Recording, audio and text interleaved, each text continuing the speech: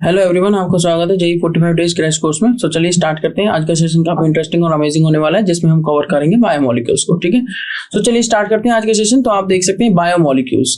So last class में हमने काफी इंपॉर्टेंट बातें डिस्कस कर ली थी कार्बोहाइड्रेट्स के बारे में। तो ये आपका जेई का सिलेबस है, आप देख सकते हैं। General introduction and importance of biomolecules. Carbohydrates में हमने पढ़ा था क्लासिफिकेशन, एल्डोज एंड कीटोज क्या होते हैं, मोनोसैकेराइड्स, ग्लूकोज, फ्रक्टोज के बारे में पढ़ा था। Constituent monosaccharides of like oligosaccharides के बारे में समझा था। डाइसैकेराइड जैसे सुक्रोज, लैक्टोज, माल्टोज, इनके बारे में पढ़ा था। अब हम पढ़ेंगे प्रोटीन्स, विटामिन्स, न्यूक्लिक एसिड्स के बारे में। ठीक है, प्रोटीन्स में आप देख सकते हो अल्फा अमीनो एसिड्स के बारे में एलिमेंट्री आइडिया। पेप्टाइड बॉन्ड क्या होता है, polypeptides, primary, secondary, tertiary and quaternary structure of protein. सिर्फ क्वालिटेटिव आइडिया लेना है। डीनेचुरेशन ऑफ प्रोटीन क्या होता है, एंजाइम्स क्या है, एंजाइम्स का फंक्शन क्या है। Classification of function of vitamins, chemical constitution of DNA and RNA, biological function of nucleic acid, hormones के बारे में जनरल इंट्रोडक्शन। तो चलिए स्टार्ट करते हैं। और मैं आपको एक बार बता देता हूं कि आज के टॉपिक्स क्या होंगे। तो आज के टॉपिक्स कुछ इस तरीके से होंगे। पहले हम पढ़ेंगे अल्फा अमीनो एसिड्स के बारे में, उसके बाद हम पढ़ेंगे isoelectronic point, sorry for that, isoelectric point. Then classification of amino acids, then table of amino acids देखेंगे, structure of proteins, primary structure, secondary structure, tertiary structure and quaternary structure. फिर example देखेंगे haemoglobin वाला, फिर enzymes के बारे में, फिर vitamins, फिर formation of DNA, structural aspects of DNA versus RNA, और आरएनए डीएनए के बारे में देखेंगे। वेटेज जैसा कि मैं आपको पहले बता चुका हूं, यहां से एक क्वेश्चन आता है लगभग 4 नंबर का। तो चलिए स्टार्ट करते हैं अल्फा अमीनो एसिड से। जैसा कि आपको पता है, अल्फा अमीनो एसिड जो होते हैं carboxylic acid in which 1 alpha hydrogen atoms of alkyl group is substituted by amino group. वो कह रहा है अल्फा अमीनो एसिड्स, कोई भी एसिड ले लीजिए, मान लीजिए मैंने ले लिया CH3, CH2, COOH। अब अल्फा कार्बन को क्या कर लीजिए फिक्स, और इस कार्बन को R ग्रुप मान लीजिए। भाई ये कुछ भी हो सकते हैं। अल्फा कार्बन पर हमें लगाना अमीनो ग्रुप, क्या लगाना, amino group.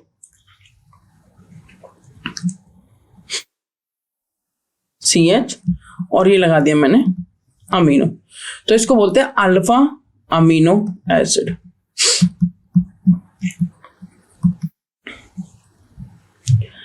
Alpha amino acid. तो अल्फा अमीनो एसिड आप यहां पर देख सकते हैं, इस तरीके से बनता है अल्फा अमीनो एसिड। ये कार्बोक्सिलिक एसिड फंक्शनल ग्रुप है, जो कि एसिडिक ग्रुप है।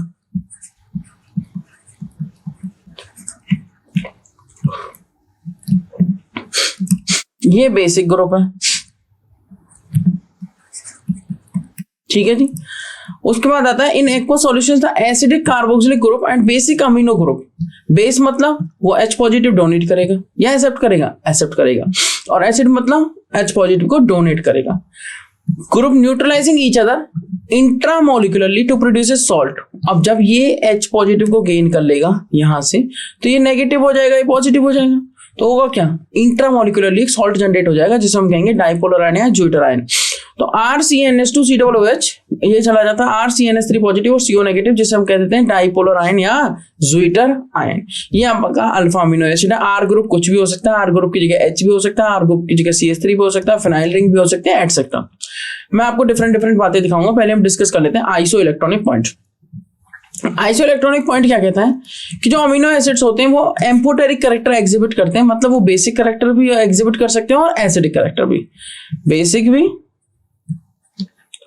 और एसिडिक भी, meaning they can act as both acids and basis. In acidic solution amino acids becomes cations. Acidic solutions अगर हम प्रोवाइड करते हैं तो वो कटायंस बन जाते हैं, क्योंकि जो NH2 है वो वहां से जो अल्फा अमीनो एसिड का NH2, चलिए मैं आपको जनरल स्ट्रक्चर बना के दिखाता हूँ। ये हमारा CH, ये हमारा COOH, ये हमारा NH2 और ये हमारा R ग्रुप। अगर आपने एसिडिक कंडीशंस दे दी, मतलब H पॉजिटिव दे दिया, मतलब लॉन पेन H पॉजिटिव ले लिया, मतलब ये बन जाता है NH3 पॉजिटिव और COOH, ठीक है। become cations positively charged ions and move towards the cathode in an electric field। और जो पॉजिटिव चार्ज आयंस होते हैं वो कैथोड की तरफ मूव करते हैं, कहां पर, इलेक्ट्रिक फील्ड में, क्योंकि इलेक्ट्रिक फील्ड में कैथोड पर नेगेटिव चार्ज होता है, ठीक है।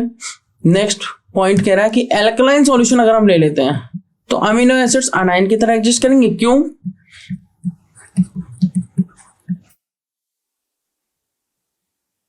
तो COH रिलीज कर देंगे। एल्कलाइन सॉल्यूशन मान लो, बेसिक सॉल्यूशन हमने लिया, COO नेगेटिव बना देंगे and migrate towards the anode. और कहाँ माइग्रेट हो जाएंगे? एनोड की तरफ, क्योंकि एनोड पर होता है पॉजिटिव चार्ज, ठीक है। नेगेटिवली चार्ज आयंस की तरह एग्जिस्ट करते हैं और माइग्रेट हो जाते हैं टुवर्ड्स एनोड। मूव करेंगे नेक्स्ट पार्ट पे, द पीएच। अब देखो एसिडिक सॉल्यूशंस में वो माइग्रेट कर रहे हैं कहां पर? कैथोड की तरफ, और बेसिक सॉल्यूशंस में वो माइग्रेट कर रहे हैं एनोड की तरफ। तो वो पीएच हमें लाना है जहां पर amino acid has no net charge and does not migrate towards any electron, मतलब कोई भी चार्ज ना आए उसमें और वो किसी भी तरफ माइग्रेट ना करे, and is neutral is called isoelectronic point. So isoelectric point varies depends on the functional groups present in the amino acids. It typically ranges between pH 5.5 and 6.3 for neutral amino acids के लिए इस range में रहेगा। Amino acids are least soluble in water at their isoelectronic points, ये कम soluble होते हैं water में। Next हम स्टार्ट करेंगे क्लासिफिकेशन ऑफ अमीनो एसिड्स। पहली क्लासिफिकेशन आपकी न्यूट्रल अमीनो एसिड, दूसरा होगा बेसिक अमीनो एसिड और तीसरी है एसिडिक अमीनो एसिड। न्यूट्रल तब रहेगा जब उसमें नंबर ऑफ NH2 ग्रुप और COOH ग्रुप, मतलब एसिडिक ग्रुप और बेसिक ग्रुप इक्वल रहेंगे। जब उसमें NH2 ग्रुप मतलब बेसिक ग्रुप ज्यादा हो जाएगा एसिडिक ग्रुप से तो वो बेसिक हो जाएगा। जब उसमें एसिडिक ग्रुप ज्यादा हो जाएगा बेसिक ग्रुप से तो वो न्यूट्रल नहीं, अब एसिडिक अमीनो एसिड हो जाएगा। जैसे अमीनो एसिडिक कंटेनिंग 1 NH2 और 1 COH group, for example glycine, valine, alanine. Basic में आ जाता है 1 COOH and 2 or more NH2 group such as lysine and arginine. और amino acids that containing 2 or more COOH मतलब acidic groups are called acidic amino acids, for example aspartic acid और glutamic acid. Clear? Next आ जाता है table of amino acids. ये कुछ table आप देख सकते हैं यहाँ पे 12.1 और 6.0 pKa of the side chain लिखा हुआ है। सल्फर और सेलेनियम के लिए ये दिखाए गए, यहाँ पर सल्फर और यहाँ पर सेलेनियम है और यहाँ पर सल्फर है। आप देख सकते हैं आर्जिनिन का स्ट्रक्चर जिसको ARG दिखाया जाता है, वन वर्ड की जो एब्रिविएशन है वो कैपिटल आर है। ये हिस्टिडीन का स्ट्रक्चर है जिसको HIS लिखा जाता है 3 वर्ड में और 1 वर्ड में H। तो 3 तरह से लिख सकते हैं हम नाम, एक कंप्लीट नेम, एक 3 वर्ड एब्रिविएशन और एक 1 वर्ड एब्रिविएशन। जैसे लाइसिन ये हो गया LYS और K, इसका एब्रिविएशन है 1 वर्ड। एस्पार्टिक एसिड का D एब्रिविएशन है। अब आप यहाँ पर ग्लूटामिक एसिड का GLUE एब्रिविएशन है। ये आपके पॉजिटिवली चार्ज है। कैसे हैं? Positively charge. ये आपके कैसे हैं? Polar unchanged. और ये आपके कैसे हैं? Hydrophobic in nature. ठीक है, ये स्पेशल केसेस हैं, जैसे ग्लाइसिन हो गया, प्रोलिन हो गया, सिस्टीन हो गया, ठीक है, और सेलिनोसिस्टीन हो गया। और ये आपके हाइड्रोफोबिक है नेचर में। ट्राइप्टोफान हो गया जिसका सिंबल है W। ये कुछ आपके अमीनो एसिड्स हैं, आप काउंट कर सकते हो 1 2 3 4 5 6 7 8 9 10 11 12 13 14 15 16 17 18 19 20 21। ठीक है, ये 20 अमीनो एसिड हैं। ये जो सेलेनियम वाला है ये यहाँ पे मैंने आपको एक एक्स्ट्रा दिखाया है। ठीक है, चलिए मूव करेंगे नेक्स्ट बात पर। Except glycine all other naturally occurring alpha amino acids are optically active since the alpha carbon atom is asymmetric। सिर्फ ग्लाइसिन को छोड़ दीजिए, ग्लाइसिन ये होता है जिसमें ये कार्बन है, इस पर 2 हाइड्रोजन लगे हुए हैं, इस वजह से ये एसिमेट्रिक नहीं है। Most natural amino acids have L configuration, मतलब NH2 में लेफ्ट साइड होगा। NH2 कहां पे होगा? Left side. ठीक है, चलिए स्टार्ट करते हैं। जो हमारा नेक्स्ट टॉपिक है वो है structure of proteins. Structure of proteins काफी इंटरेस्टिंग बात है। देखिए प्रोटीन्स का स्ट्रक्चर कैसे हो सकता है। आप यहाँ पर देख सकते हैं, ये मैंने CH2 लिखा, ये NH2 लिखा, ये COOH, ये एक अल्फा अमीनो एसिड है। ये मैंने एक यहाँ पर सब्स्टिट्यूशन कर दिया है, यहाँ पर CH पर CH3 लग चुका है, ये दूसरा अल्फा अमीनो एसिड है। वाटर एक मॉलिक्यूल यहाँ पे रिलीज हुआ है, मतलब ये कंडेंस हुए आपस में, इसका OH इसका H गया और ये CONH लिंकेज यहाँ पे आ चुकी है जिसको हम बोलते हैं पेप्टाइड लिंकेज। ये वैसे अमाइड भी लिंकेज है, राइट, ये अमाइड है ना CONH, तो इसको बोलते थे पेप्टाइड लिंकेज, क्योंकि अल्फा अमीनो एसिड जब 2 जुड़ते हैं, ठीक है, और वाटर मॉलिक्यूल रिलीज करते हैं तो बनता है पेप्टाइड लिंकेज। ठीक है, ये आपका ग्लाइसाइल एलेनिन है। ये क्या है आपका? ये तो ग्लाइसिन हो गया,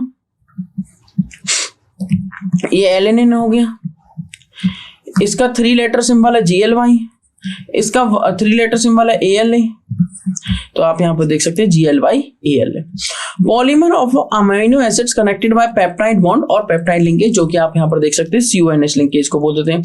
2 अमीनो एसिड अगर जुड़ रहे हैं तो डाइपेप्टाइड, 3 जुड़ने लगे तो ट्राइपेप्टाइड, 4 जुड़ने लगे तो टेट्रापेप्टाइड, और लेस देन 10 अमीनो एसिड्स हैं तो उनको बोल देते हैं पॉलीपेप्टाइड में। नेक्स्ट आता है having molecular mass 10,000 U is called a protein. जिसका मॉलिक्यूलर मास लगभग 10,000 U तक हो जाए उसे हम प्रोटीन कह देते हैं। अब प्रोटीन्स के कुछ टाइप्स आ जाते हैं, जैसे कि फाइबरस प्रोटीन्स और हो गए ग्लोबुलर प्रोटीन्स। जैसे हमारे हेयर्स आप देख सकते हैं, ये इधर उधर मुड़ जाते हैं फाइबर की तरह, है ना। देखिए फाइबरस प्रोटीन्स क्या है, they are thread like molecules that lie side by side to form fibres. They are held together by hydrogen bonds. तो इनमें कौन सी बॉन्डिंग होती है, hydrogen bonding.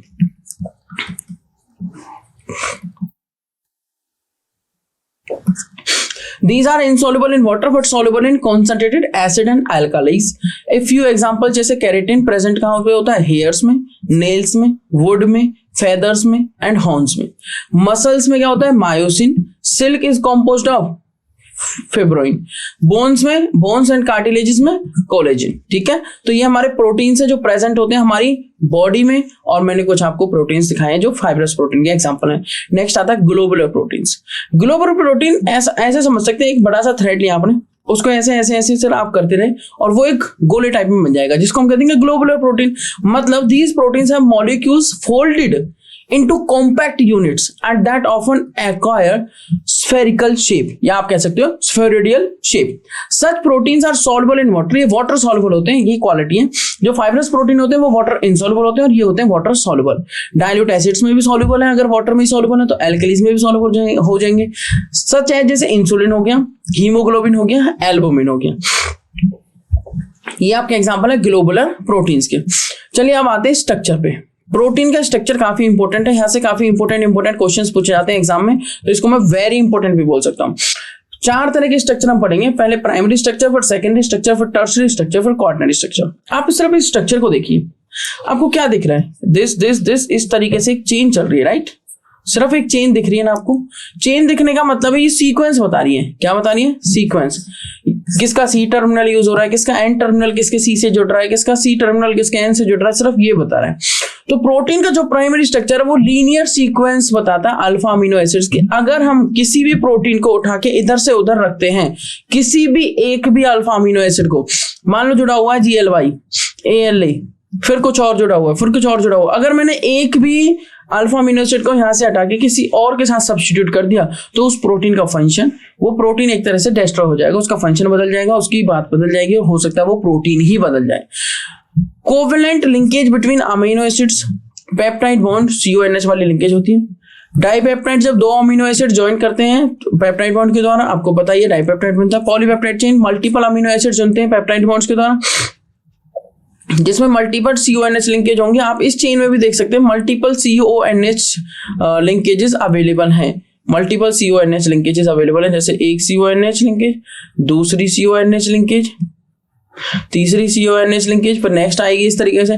Terminal of polypeptide chain, N terminal जो कि फ्री अमीनो ग्रुप होगा, जैसे यहाँ पे कौन सा टर्मिनल है, C डबल बॉन्ड फ्री है तो C टर्मिनल। यहाँ पे कौन सा है, एन टर्मिनल, ये N फ्री है, और C टर्मिनल जब होगा जब फ्री कार्बोक्सिल ग्रुप होगा। ठीक है, नेक्स्ट आएगा सेकेंडरी स्ट्रक्चर। सेकेंडरी स्ट्रक्चर क्या है, 3D arrangement of polypeptide chains due to hydrogen bonding. आप देख सकते हैं प्राइमरी स्ट्रक्चर सिर्फ सीक्वेंस बताता है। अब वो सीक्वेंस के बाद जब उसमें कोई फोल्डिंग होने लगे, या तो वो इस तरीके से स्पाइरल जैसे नोटबुक होती है ना, स्पाइरल की तरह फोल्ड हो जाए, उसे अल्फा हेलिक्स स्ट्रक्चर बोल देंगे, या राइट हैंडेड हेलिक्स भी बोल देते हैं। क्या बोल देते हैं, राइट हैंडेड हेलिक्स। और एक शीट्स की तरह अगर वो फोल्ड हो जाता है, शीट्स की तरह, तो उसे क्या बोल देते हैं, बीटा प्लेटेड शीट स्ट्रक्चर। जैसे आप एक पेपर लीजिए, एक पतली सी स्ट्रिप लीजिए, उसको रैंडमली ऑल्टरनेट फोल्ड करिए, पहले ऊपर फिर नीचे, फिर ऊपर फिर नीचे, फिर ऊपर, और जब आप उसे ओपन करेंगे तो आपको बीटा प्लेटेड शीट स्ट्रक्चर मिल जाएगा। अल्फा हेलिक्स जो शीट स्ट्रक्चर है वो देखिए एकदम सिंपल सा है। It occurs with large R groups in amino acids, coiled polypeptide chain stabilized by intramolecular hydrogen bonds, CO2 fourth residue of NH। आप यहां से काउंट करेंगे, अगर ये NH इसके साथ हाइड्रोजन बॉन्डिंग है, किसके साथ, कार्बन, CO, और फिर इस तरीके से चलता रहेगा, और ये फिर इसके साथ, इस CO के साथ बॉन्डेड है। इतनी जब मान लीजिए यहां से बॉन्डिंग स्टार्ट हुई और यहां से घूमते हुए मान लीजिए जहां भी बॉन्डिंग होती है, इसके अंदर 3.6 अल्फा अमीनो एसिड आते हैं, 3.6 अल्फा अमीनो एसिड, और इन 3.6 में 13 मेंबर की रिंग बनती है, तो इसको बोल देते हैं 3.6 13 हेलिक्स भी बोल देते हैं। क्या बोल देते हैं, 3.6 13 helix.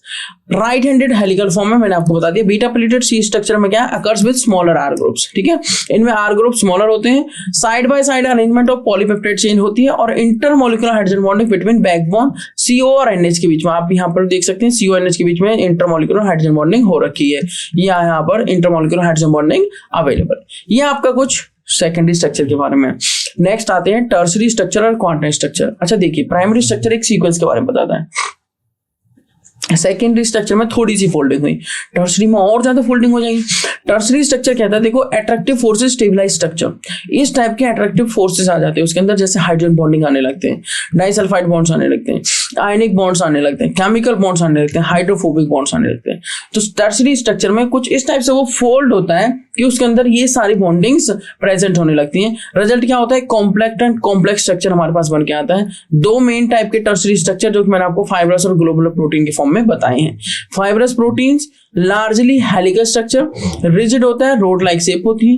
Globular protein mix of helical and beta pleated sections, random coil segments, folds into spherical shape. Next और लास्ट हमारा स्ट्रक्चर में आता है क्वार्टनरी स्ट्रक्चर। क्वार्टनरी स्ट्रक्चर क्या कहता है, assembly of multiple polypeptide chain may be identical और different, ठीक है, ये होता है assembly of multiple polypeptide chains, ये सेम भी हो सकती है और डिफरेंट भी हो सकती है। इनके बीच में भी हाइड्रोजन बॉन्डिंग होती है और इंक्रीजेस मॉलिक्यूलर मास होता है लगभग 50,000 AMU से ज्यादा, ठीक है, ये काफी हाई है। और एग्जांपल जैसे हीमोग्लोबिन, जिसमें 4 सब यूनिट होती हैं, 2 अल्फा चेन्स और 2 बीटा चेन्स। अल्फा चेन में 141 अमीनो एसिड्स होते हैं और बीटा चेन में 161 अमीनो एसिड्स होते हैं। अगर टोटल करूं तो ये हो जाता 302 अमीनो एसिड्स एक हीमोग्लोबिन, ठीक है। तो ये आपका primary, secondary, tertiary and quaternary structure है। चलिए हम मूव करते हैं एग्जांपल पर, जो कि है हीमोग्लोबिन। हीमोग्लोबिन में आप देख सकते हो प्राइमरी स्ट्रक्चर कुछ इस तरीके से आप देख सकते हो, ये फोल्ड होने लगा तो सेकेंडरी बन गया, और ज्यादा फोल्ड हो गया तो टर्शियरी आ गया, और बहुत ज्यादा फोल्ड हो गया तो क्वार्टनरी आ गया। तो ये प्राइमरी स्ट्रक्चर है, ये सेकेंडरी स्ट्रक्चर है, टर्शियरी और ये क्वार्टनरी है। सेकेंडरी में 2 है, एक अल्फा हेलिक्स भी दिख रहा है और आपको बीटा प्लेटेड भी दिख रहा है यहाँ पे, ठीक है। ये जो कलर्स है ये डिफरेंट डिफरेंट एटम्स को रिप्रेजेंट कर रहे हैं, carbon, hydrogen, nitrogen, R group और हीम ग्रुप। क्या है ये, हीम ग्रुप। ये क्या है आपका हीम ग्रुप, ये क्या है हीम ग्रुप, ये हीम ग्रुप है। अब आता है denaturation of protein. Denaturation of protein तो और भी सिंपल है, कोई प्रोटीन बन गया आपके पास, आपने उसका पीएच चेंज कर दिया या कुछ कंडीशंस चेंज कर दी, तो क्या होगा, वो प्रोटीन की जो चेन्स है वो ओपन होने लगेंगी, अनफोल्ड होने लगेंगे, अनकॉइल्ड होने लगेंगे। तो डीनेचुरेशन ऑफ प्रोटीन का मतलब है protein on action of heat, mineral acids और alkali. Globular protein changes to fibrous protein, मतलब जो ग्लोबुलर प्रोटीन है वो ओपन होने लगते हैं, चेन्स ओपन होने लगते हैं और वो फाइबर मतलब एक लॉन्ग थ्रेड में चेंज होने लगते हैं, रिजल्टिंग इन द प्रेसिपिटेशन और coagulation of protein. Secondary and tertiary structures यहाँ पर डिस्ट्रॉय हो जाते हैं, सिर्फ बचता है प्राइमरी स्ट्रक्चर। मतलब अल्टीमेटली अगर आप डीनेचुरेशन करते हैं तो जितनी भी फोल्डिंग है ये सारी ओपन हो जाएगी, जितनी भी जो कॉइल्ड जो स्ट्रक्चर्स है वो अनकॉइल्ड हो जाएगा और सिर्फ आपके पास एक लीनियर चेन बच जाएगी लाइक फाइब्रस प्रोटीन। नेक्स्ट यहाँ पर प्रोटीन्स होते हैं खत्म, मूव करते हैं एंजाइम्स की तरफ। एंजाइम्स क्या है, एंजाइम्स आर बायो कैटलिस्ट, ये एक रिएक्शन को कैटलाइज करते हैं। एंजाइम्स आप देख सकते हैं generally named after the substrate upon which it operates. कैसे, for example enzyme that catalyse hydrolysis of maltose into glucose is named as maltase. Malto enzyme के लिए खास बात ये है कि एज लगाना है इनके पीछे, जैसे डाइएस्टेज, इन्वर्टेज, माल्टेज, तो क्या फंक्शन कर रहे हैं, किस पे ये काम कर रहे हैं, उसके अकॉर्डिंग इनका नाम रखा जाता है। जैसे माल्टोज को ग्लूकोज में बदलने वाले एंजाइम को कहते हैं maltase, sometimes named according to its functionality. For example enzyme which catalyse the oxidation of one substrate with simultaneous reduction of another substrate are named as oxidoreductase enzyme. एक substrate का तो कर रहे हैं ऑक्सीडेशन और साइमल्टेनियसली उसी time पर दूसरे का कर रहे हैं रिडक्शन, तो उसे कह देते हैं ऑक्सीडोरिडक्टेज एंजाइम। मैं फिर से रिपीट करता हूं, एंजाइम्स आर बायो कैटलिस्ट, ठीक है। और एंजाइम काफी स्पेसिफिक होते हैं नेचर में। एक एंजाइम जिस रिएक्शन को कैटलाइज कर सकता है वो रिएक्शन सिर्फ उसी एंजाइम द्वारा कैटलाइज हो सकती है, दैट इज वेरी स्पेसिफिक। तो माल्टोज को ग्लूकोज में कन्वर्ट माल्टेज एंजाइम करता है।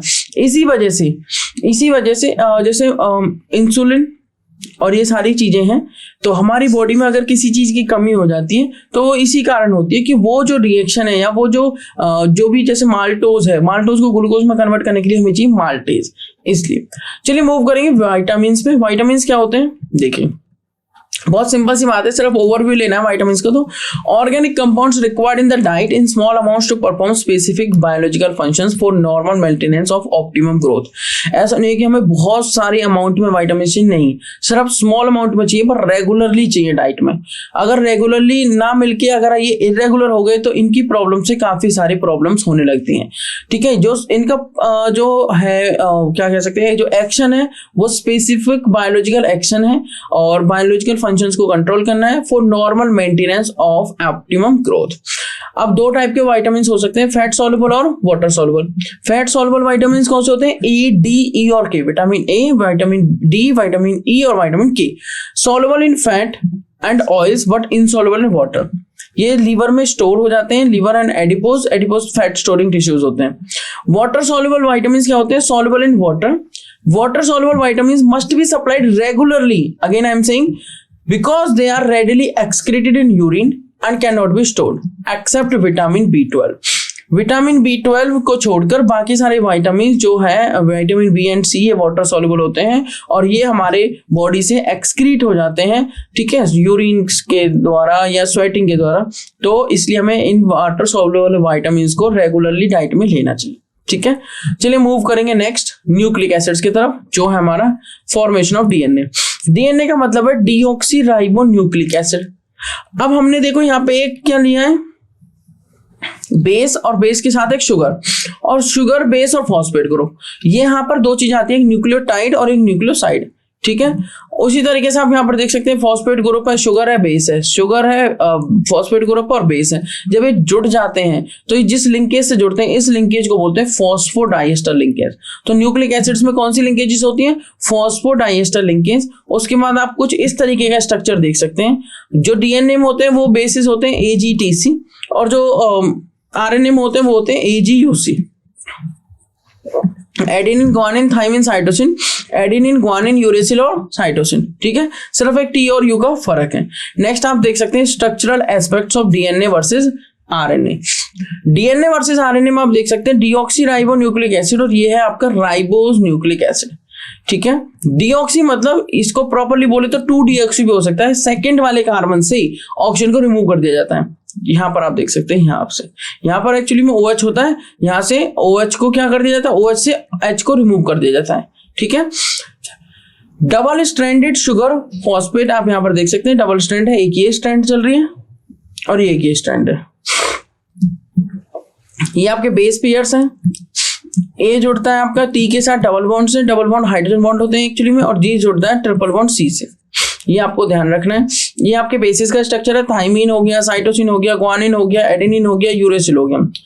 ये राइबोज है, राइबोज में आप देख सकते हो OH यहाँ पर है, और अगर मैं यहाँ से ऑक्सीजन को हटा दूं तो उसको बोल देंगे 2-डीऑक्सीराइबोज। क्या बोल देंगे? 2-डीऑक्सीराइबोज। ये सिंगल न्यूक्लियो बेस होता है, सिंगल स्ट्रैंड है, और जो डीएनए वो डबल स्ट्रैंडेड है। क्या है ये? डबल स्ट्रैंड, और ये सिंगल स्ट्रैंड। यहां पर आप देख सकते हैं।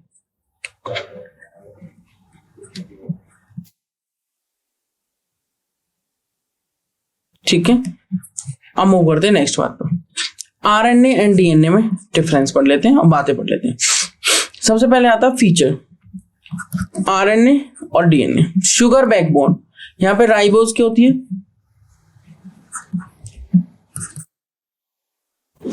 सेकंड पोजीशन पर 2' पोजीशन पर एक हाइड्रोक्सिल ग्रुप प्रेजेंट है।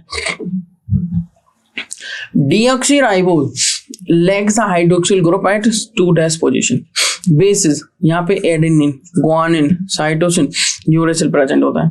डीएनए में adenine, guanine, cytosine, thymine present होता है। Structure single stranded, can fold into complex shapes.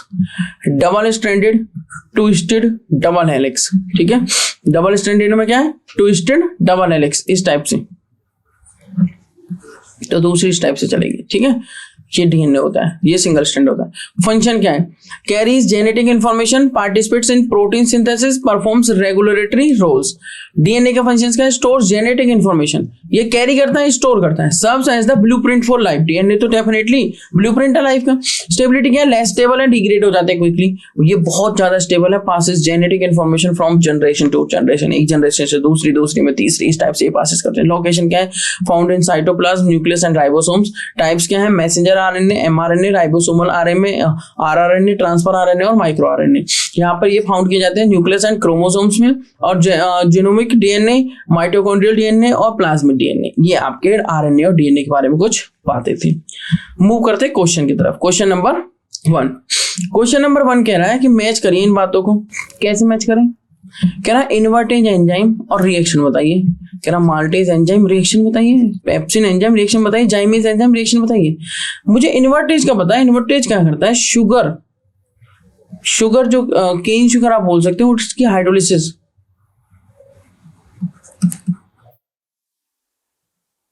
मतलब सुक्रोज को जब हम स्मॉलर मॉलिक्यूल्स मोनोसैकेराइड्स में बदलते हैं तो वहां पर हम यूज करते हैं किसका? सुक्रोज को जब हम मोनोसैकेराइड में बदलते हैं तो वहां पर हम यूज करते हैं इन्वर्टेज एंजाइम का, उसकी हाइड्रोलिसिस के टाइम पे। और सुक्रोज का दूसरा नाम होता है क्या? Cane sugar. तो इन्वर्टेज तो मैच कर जाएगा हाइड्रोलिसिस ऑफ केन शुगर से। माल्टेज, माल्टेज क्या है? माल्ट शुगर इसको हम कहते हैं।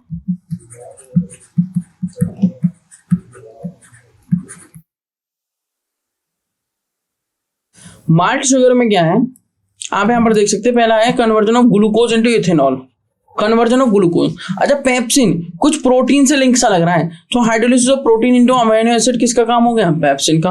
और hydrolysis of maltose into glucose, ये तो सीधा सीधा माल्टेज का एंजाइम है। तो जाइमेज का एंजाइम हो गया conversion of glucose into ethanol, conversion of glucose into ethanol. ठीक है, तो अब मैं आगे की जो बात करने जा रहा हूं वो काफी सिंपल होने वाली है। तो इसका आंसर देख लेते हैं। मेरा हिसाब से जो आंसर होगा वो ए का होना चाहिए आपका 3, बी का होना चाहिए आपका 2, सी का होना चाहिए आपका 4 और डी का होना चाहिए 1। A3B2C4D1, A3B2C4D1 is the correct answer. Clear? Next है क्वेश्चन नंबर 2। क्वेश्चन नंबर 2 कहना है सेकेंडरी स्ट्रक्चर है जो प्रोटीन का, वो बताइए क्या रेफर करता है? Alpha helical backbone. Secondary structure में तो अल्फा हेलिक्स भी होता है और बीटा प्लेटेड भी होता है ना, दोनों होते हैं। अल्फा हेलिक्स भी होता है और बीटा प्लेटेड शीट स्ट्रक्चर भी होता है। ठीक है, मैं आपको अगर बीटा प्लेटेड शीट स्ट्रक्चर दिखाऊं तो वो कुछ इस तरीके से आपको दिखा सकता हूं। देखिए एक सेकंड मुझे दीजिए, आपको बीटा प्लेटेड शीट स्ट्रक्चर दिखाऊं तो वो कुछ इस तरीके से होता है।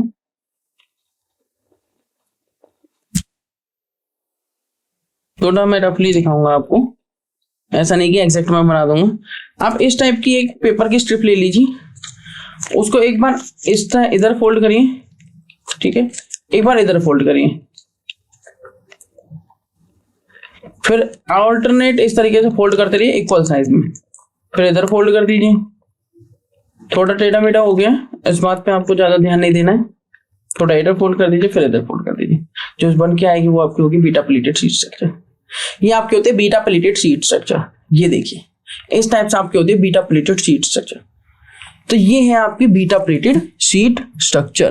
तो इन चीजों पे आपको क्या करना है? ध्यान देना है। इन चीजों पे क्या करना है? आपको ध्यान देना है। शीट स्ट्रक्चर कैसा है और अल्फा हेलिक्स स्ट्रक्चर कैसा है। अल्फा हेलिक्स तो सिंपल होता है, जैसे स्पाइरल होता है ना, नोटबुक्स में स्पाइरल लगा हुआ होता है, उस टाइप का अल्फा हेलिक्स स्ट्रक्चर होता है।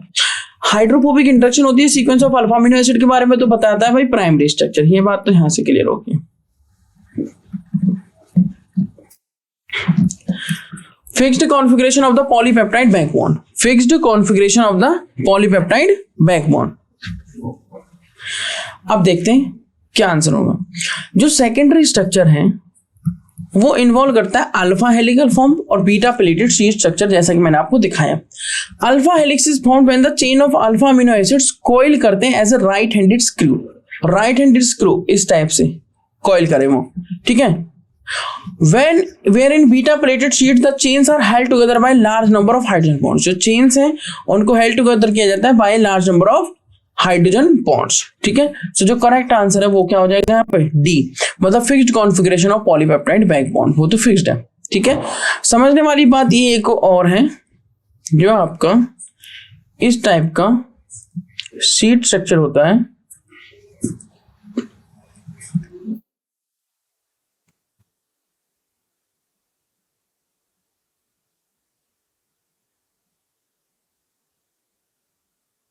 ये वाला सीट स्ट्रक्चर थोड़ी सी आप देख सकते हैं, काफी अच्छा दिख रहा है। ये आगे वाला फेस, ये पीछे वाला, ये आगे वाला, फिर ये पीछे वाला, इस टाइप से ये फोल्डिंग हो रखी है। ठीक है, तो ये बीटा प्लेटेड सीट स्ट्रक्चर है। चलिए मूव करेंगे क्वेश्चन नंबर 3 पर। क्वेश्चन नंबर 3 क्या कहता है? Which one of the following statement is correct? काफी इजी सा है। तो कौन सी स्टेटमेंट करेक्ट है? All amino acid except lysine are optically active. Optically active का मतलब है उसके बाद कायरल सेंटर तो हो, मतलब एसिमेट्रिक कार्बन तो हो।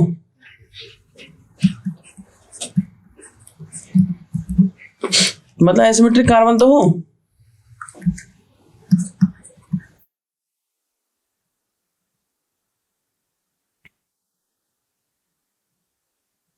All amino acids are optical active, ये बात गलत है। ग्लाइसिन जो है, ग्लाइसिन वो आपका ऑप्टिकल एक्टिव नहीं है, क्योंकि ये होता है ग्लाइसिन। ये हो गया अल्फा, अल्फा पे लगा दिया अमाइनो, और ये एसिड। अब इस पे जो दोनों है वो हाइड्रोजन है, जो आर भी है यहां पर वो हाइड्रोजन है। आर को हाइड्रोजन होने की वजह से एक हाइड्रोजन ऑलरेडी रहता है, तो ये सेंटर, ये जो कार्बन है ये एसिमेट्रिक नहीं है।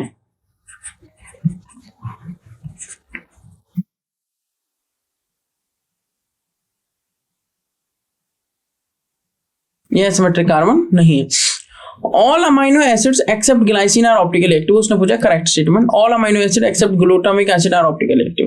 चलिए आंसर देख लेते हैं। आंसर कह रहा है the correct statement is that all amino acid except glycine are optically active. आप किसी भी अमाइनो एसिड को ले लीजिए, क्योंकि एक तरफ कार्बन पर H जुड़ा हुआ है, एक तरफ COO जुड़ा हुआ है, एक तरफ NH2 जुड़ा हुआ है। तो सिर्फ अगर अनटिल अनलेस ये ग्रुप H नहीं होगा, अगर कुछ भी होगा, कोई भी कार्बन की चेन होगी, तो ये हमें ऑप्टिकल एक्टिव रहेगा। और H के केस में जो कि ग्लाइसिन है, उस केस में ये ऑप्टिकल एक्टिव नहीं रहेगा। तो एक्सेप्ट ग्लाइसिन सारे क्या है? अमीनो एसिड्स ऑप्टिकली एक्टिव, क्योंकि ग्लाइसिन में कोई कायरल कार्बन ही नहीं है। ग्लाइसिन अगर मैं बनाऊं हाइड्रोजन लगा के ये, तो ये जो कार्बन है ये एसिमेट्रिक नहीं है।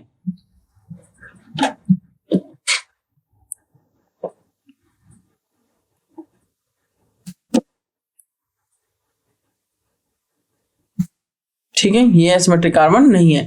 तो जो एसिमेट्रिक कार्बन नहीं है तो ग्लाइसिन क्या हो गया? क्योंकि कायरल सेंटर नहीं है तो it is optically inactive. It is optically inactive. ठीक है, चलिए इसका आंसर क्या हो जाएगा? All amino acid except glycine are optically active. बिल्कुल ठीक बात है, ऑप्शन सी। मूव करेंगे नेक्स्ट बात पर, जो कि होगी question number 4। Which of the vitamins given below is water soluble? हमें पता है A, B, C, D, E और K, जिनमें से आप देख सकते हैं A, D, E और K फैट सॉल्युबल होते हैं,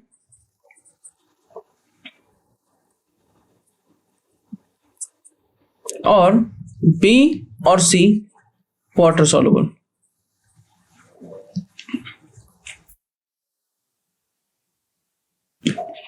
आप देख सकते हैं विटामिन सी वाटर सॉल्युबल है, ई वाटर सॉल्युबल नहीं है, डी वाटर सॉल्युबल नहीं है, के वाटर सॉल्युबल नहीं है, ये वाटर इनसॉल्युबल है।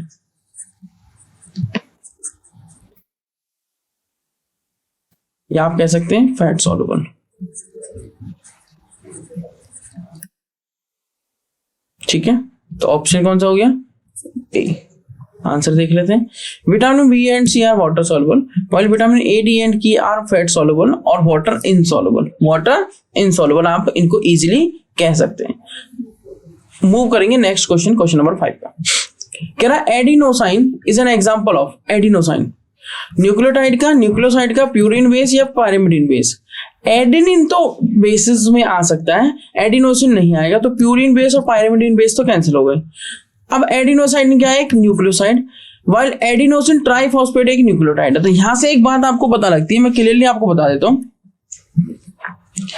जो न्यूक्लियोसाइड होता है और न्यूक्लियोटाइड होता है, उनमें क्या डिफरेंस है? एक हमारे पास होती है शुगर, और शुगर जुड़ जाती है बेस से। एक हमारे पास होती है शुगर, और शुगर किससे जुड़ रही है? बेस से। अगर शुगर सिर्फ बेस से जुड़ी रहती है तो उसे कह देते हैं न्यूक्लियोसाइड। बट अगर शुगर बेस के साथ साथ किसी फॉस्फेट ग्रुप से जुड़ जाए, चाहे वो 1 हो, 2 हो, 3 हो, इसी तरीके से बनता है एडिनोसाइन मोनोफॉस्फेट अगर 1 फॉस्फेट है, एडिनोसाइन डाइफॉस्फेट अगर 2 फॉस्फेट है एडीपी, और एडिनोसाइन ट्राइफॉस्फेट एटीपी अगर 3 फॉस्फेट प्रेजेंट है। तो इन नंबर ऑफ फॉस्फेट ग्रुप्स यहाँ पे एएमपी, एडीपी और एटीपी अगर एडिनोसाइन एज ए मतलब न्यूक्लियोसाइड हम यूज करते हैं, तो आप ऐसे भी कह सकते हैं कि न्यूक्लियोटाइड और न्यूक्लियोसाइड में एक रिलेशनशिप भी है। क्या कि न्यूक्लियोसाइड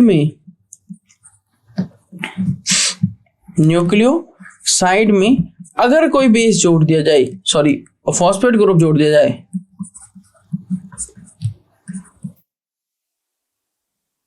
तो न्यूक्लियोटाइड निकलता है।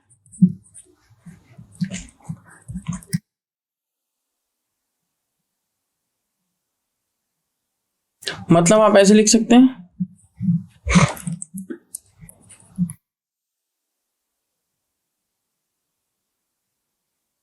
न्यूक्लियोसाइड, उसमें जोड़ दिया फॉस्फेट ग्रुप,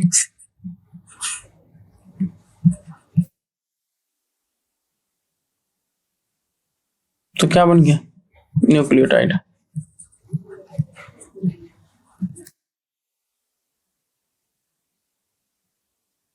न्यूक्लियोसाइड में फिर से रिपीट कर देता हूं, हमारे पास 3 चीजें होती हैं, शुगर, बेस और बताइए फॉस्फेट ग्रुप।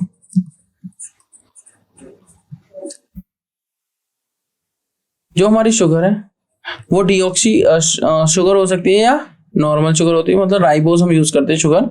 शुगर हम यहाँ पे जो यूज करते हैं एज ए राइबोज यूज करते हैं, वो 2-डीऑक्सी राइबोज हो सकती है या राइबोज हो सकती है। अगर राइबोज है तो वो आरएनए में होगी, और अगर डीऑक्सी राइबोज है वो तो डीएनए में होगी। ठीक है, अगर शुगर के साथ बेस प्रेजेंट है, कोई बेस हो सकता है प्यूरिन बेस या पायरिमिडीन बेस, तो हमारा वो होगा न्यूक्लियोसाइड, जैसे एडिनोसाइन, ग्वानोसाइन।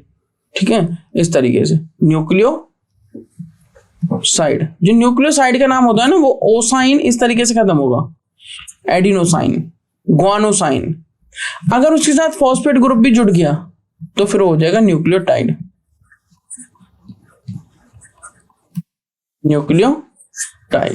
ठीक है, तो अब देख लेते हैं। उसने कहा एडिनोसाइन एक क्या है? न्यूक्लियोसाइड, और एडिनोसाइन ट्राइफॉस्फेट जिसको हम एटीपी बोलेंगे वो एक न्यूक्लियोटाइड है। तो उसने पूछा है कि एडिनोसाइन किसका एग्जांपल है? न्यूक्लियोसाइड का। अगर इसके साथ फॉस्फेट ग्रुप जुड़ जाता है तो बन जाता है न्यूक्लियोटाइड। क्या बन जाता है? न्यूक्लियोटाइड। तो आपका ये एग्जांपल जो है वो न्यूक्लियोसाइड का है, ना कि न्यूक्लियोटाइड का। तो ऑप्शन ए जो है वो गलत है, सी जो है वो गलत है, डी एकदम ठीक है। ठीक है, मूव करेंगे नेक्स्ट बात पर, क्वेश्चन नंबर 6। क्वेश्चन नंबर 6 क्या कहता है? द प्रेजेंस और absence of hydroxy group on which carbon atom of sugar differentiates RNA and DNA. The presence और absence of hydroxy group on which carbon atom. कितनी simple सी बात है, कह रहा है डीएनए जिसका नाम है deoxy ribose nucleic, deoxy ribo बोल लीजिए, राइबोज लिख देता हूं। ठीक है, डीऑक्सी राइबोज न्यूक्लिक एसिड, और आरएनए जिसका नाम है राइबो न्यूक्लिक एसिड या राइबोज न्यूक्लिक एसिड। ठीक है, राइबो बोल देते हैं। तो डीएनए और आरएनए में शुगर यूज हो रही है, वो राइबोज शुगर है। कौन सी शुगर है? राइबोज। तो डिफरेंस कहाँ आ सकता है? राइबोज शुगर में जो सेकंड कार्बन है, कौन सा कार्बन? सेकंड। चला दिखाते हैं, तो उसको आप ट्राई करेंगे। राइबोज शुगर में आपको दिखा देता हूँ एक बार। जो राइबोज शुगर है, उसमें एक रहेगा आपका नॉर्मल राइबोज, और अगर उसके कार्बन से हम OH ग्रुप हटा देते तो वो हो जाता डीऑक्सी राइबोज। ठीक है, तो आप यहां पर देखिए अब राइबोज शुगर, ये दी आपकी राइबोज शुगर, ये है राइबोज शुगर। ये इसकी कौन सी फॉर्म है? Haworth form.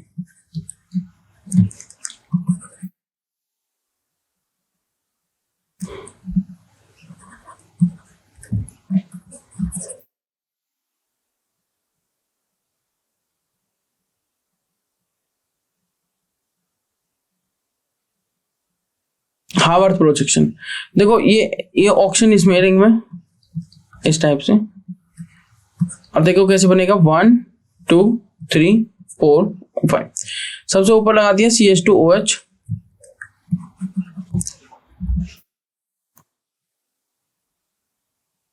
मैं आपको बना के दिखा देता हूं यहां पर, इस टाइप से सबसे ऊपर लगाया CH2OH,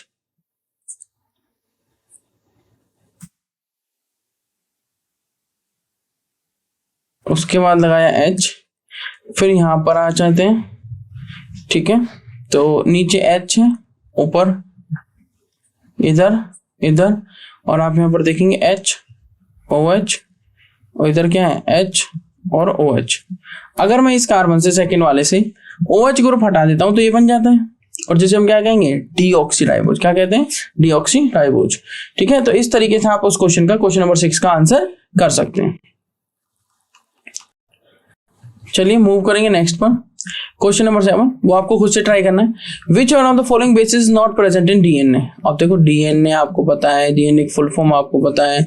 ठीक है, डीऑक्सी राइबो न्यूक्लिक एसिड्स, कौन से बेस प्रेजेंट होंगे वो मैंने आपको बताया, AGTC प्रेजेंट होते हैं डीएनए में, और आरएनए में कौन से प्रेजेंट होते हैं? AGUC। ठीक है, तो अगर पूछे कौन सा बेस डिफरेंट है तो T वाला डिफरेंट है। T होता क्या, वो आपको देखना है कि क्विनोलिन है, एडेनिन है, साइटोसिन है या थाइमिन है। ठीक है, चलिए मूव करेंगे क्वेश्चन नंबर 8 पे। कह रहा vitamin which is water soluble and antioxidant, जो वाटर सॉल्युबल भी है, तो वाटर सॉल्युबल तो B और C होते हैं। अब इनमें से एंटीऑक्सीडेंट कौन था वो आपको देखना है। ठीक है, एंटीऑक्सीडेंट कौन सा है। क्वेश्चन नंबर 9 में कह रहा है the base adenine occurs in, base जो एडेनिन है वो सिर्फ डीएनए में होता है, आरएनए में होता है, या दोनों में होता है, या किसी में नहीं होता, या प्रोटीन में होता है? बताओ, कितना अच्छा क्वेश्चन पूछा है। तो डीएनए की full form deoxy ribo nucleic acid, जिसमें बेस होते हैं AG और बताइए TC, और आरएनए में जो होते हैं वो होते हैं AGUC, adenine guanine thymine cytosine, adenine guanine uracil cytosine, A4 adenine.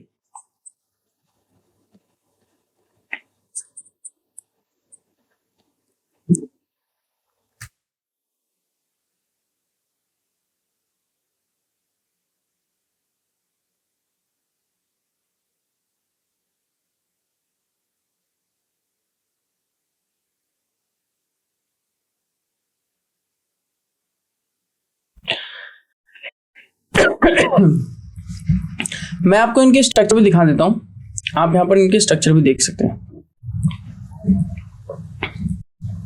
ये रे, ये थाइमिन है, ये साइटोसिन है, ये ग्वानिन है, ये T है, ये C है, ये G है, ये A है।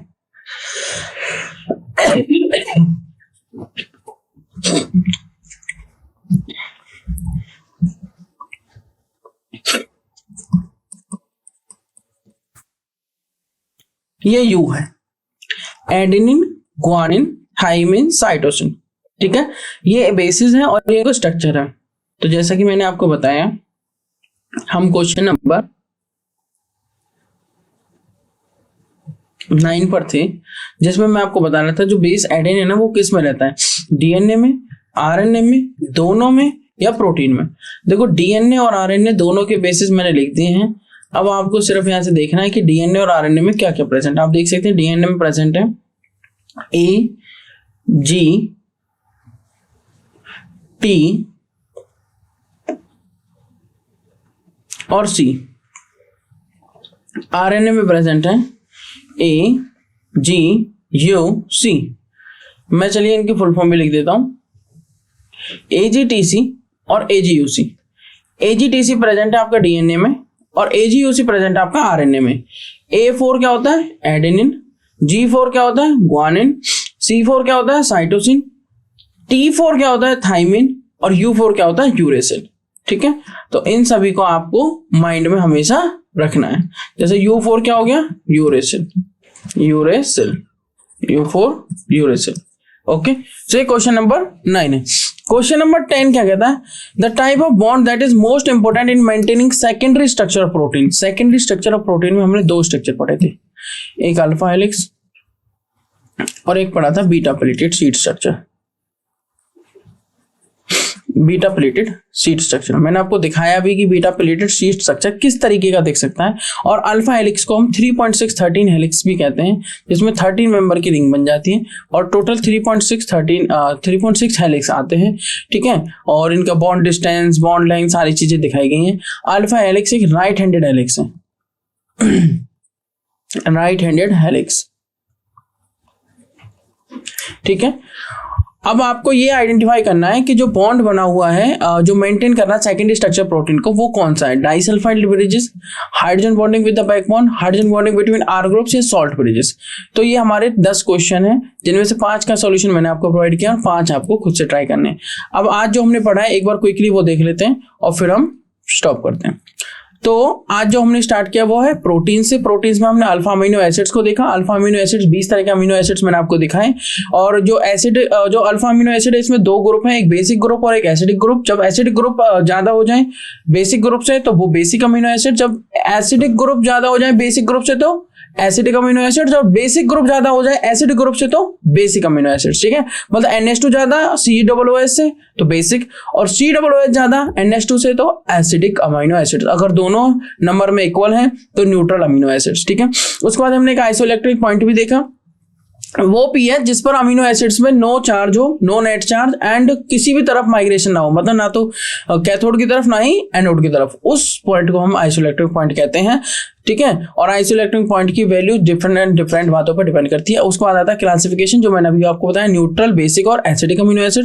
फिर मैंने आपको ये कुछ डिफरेंट तरीके के अमीनो एसिड्स चेक कराए, जिनके आप डिफरेंट स्ट्रक्चर्स भी देख सकते हैं। ठीक है, जैसे एलेनिन हो गया, वैलिन हो गया, आइसोल्यूसिन हो गया, ल्यूसिन हो गया, फिनाइल एलेनिन हो गया, टायरोसिन हो गया, ट्राइप्टोफेन हो गया, सिस्टीन हो गया। ठीक है, इनके आप स्ट्रक्चर भी देख सकते हैं, इनका 3 वर्ड एब्रिविएशन और 1 वर्ड एब्रिविएशन आप देख सकते हैं। देन हमने स्ट्रक्चर ऑफ प्रोटीन स्टार्ट किया। स्ट्रक्चर ऑफ प्रोटीन्स में आप देख सकते हैं एक पेप्टाइड बॉन्ड होता है प्रोटीन्स के अंदर, मोनोपेप्टाइड, डाइपेप्टाइड, इस तरीके से आ सकते हैं। फिर टाइप्स ऑफ प्रोटीन आ जाते हैं, फोएबुलस और ग्लोबुलर। फिर हमने प्राइमरी स्ट्रक्चर देखा, सेकेंडरी स्ट्रक्चर देखा। सेकेंडरी स्ट्रक्चर में एक अल्फा हेलिक्स फॉर्म देखी और एक बीटा प्लेटेड शीट देखी। ठीक है, उसके बाद हमने टर्सरी स्ट्रक्चर, जो और भी ज्यादा फोल्डेड हो गया, और फिर quaternary structure, finally quaternary structure देखा, जैसे हीमोग्लोबिन। आप यहाँ पर सारे स्ट्रक्चर्स को एक साथ देख सकते हैं। जैसे ये प्राइमरी स्ट्रक्चर है, ये वाला, ये आपका सेकेंडरी स्ट्रक्चर है, ये आपका टर्सरी स्ट्रक्चर है, और ये आपका यहाँ पर क्वार्टनरी स्ट्रक्चर है। ठीक है, इस टाइप से आप देख सकते हैं। क्वार्टनरी स्ट्रक्चर में प्रोटोमर्स भी होते हैं। क्या होते हैं? प्रोटोमर्स। डीनेचुरेशन भी हमने समझा, प्रोटीन्स को ओपन करना क्या कहते थे? डीनेचुरेशन मतलब proteins on action of heat या कोई acid, mineral acids, globular protein changes हो जाते हैं फाइब्रस प्रोटीन में। ठीक है, और उसका रिजल्ट क्या हो जाता है? Coagulation of protein. उसके बाद हमने एंजाइम्स के बारे में पढ़ा। एंजाइम्स बायोकैटलिस्ट होते हैं, जनरली इनका नाम लिखा जाता है जिस काम को ये कर रहे हैं, जिस रिएक्शन पर ये काम कर रहे हैं उसके अकॉर्डिंग। ठीक है, उसके बाद हमने डीएनए की फॉर्मेशन देखी, आरएनए की फॉर्मेशन देखी। डीएनए और आरएनए के बीच में क्या डिफरेंस है? डीएनए में कौन सी शुगर होती है, आरएनए में कौन सी शुगर होती है, डीएनए में कौन से बेस हो सकते हैं, आरएनए में कौन से बेस हो सकते हैं, डीएनए की कैसी चेन है? Double stranded. आरएनए की कैसी चेन है? Single stranded. उसके बाद आप देख सकते हैं आरएनए एंड डीएनए के बीच में हमने sugar backbone, features, basis, structure, function, stability, location और टाइप्स, सारी चीजें देखी। देन हमने क्वेश्चन स्टार्ट किए, क्वेश्चन डिस्कशन। सो ये था आज के सेशन के बारे में। हमने जो 10 क्वेश्चन डिस्कस किए, जिनमें से 5 का सॉल्यूशन मैं आपको पहले ही बता चुका हूँ और 5 का सॉल्यूशन आप खुद से करेंगे। ठीक है, इसके बाद हम मिलेंगे नेक्स्ट क्लास में। चलिए, तब तक के लिए थैंक यू सो मच।